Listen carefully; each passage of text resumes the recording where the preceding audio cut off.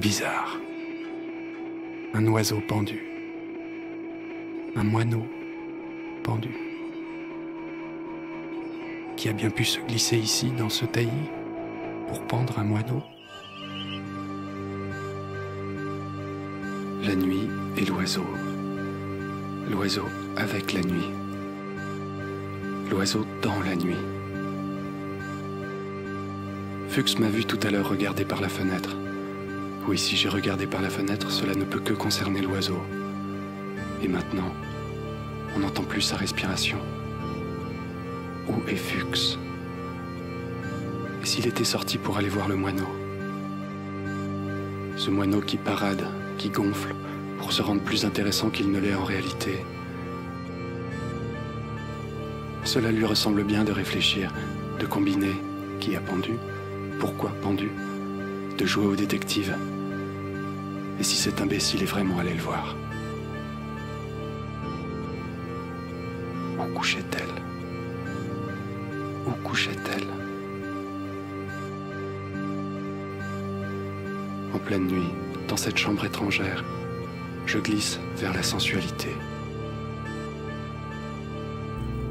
Dehors, la profusion étoilée du ciel.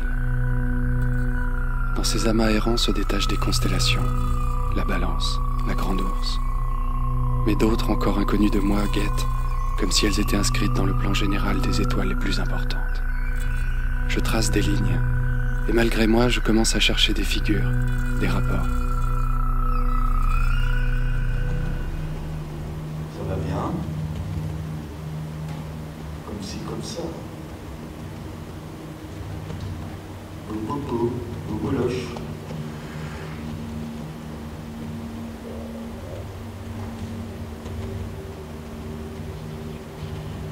Vous avez remarqué mes petits amusements sur la table, sous les yeux de ma moitié? Discret comme il convient pour éviter tout scandale. Je vous demande pardon, s'il vous plaît, monsieur le juge. En 37 ans de vie conjugale, je n'ai pas une seule fois, avec une autre femme, je ne vais pas tromper, pas une seule fois.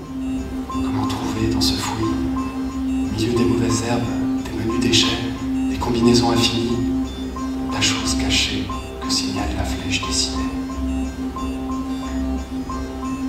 Au-dessus de nos têtes, bon, quelque chose, un bout de bois, bon.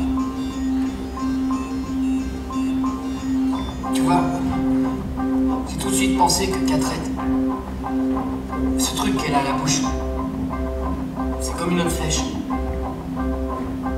Le bout de bois est orienté vers chez elle. Tu me suis? Allons fouiller sa chambre. Chat ou pas chat, il ne s'agit pas de chat. C'est que le fait lui-même est anormal. Une sorte d'aberration. Ou en tout cas, cela donne à penser. Et on peut penser et imaginer tout ce qu'on veut. Ne se fier à personne.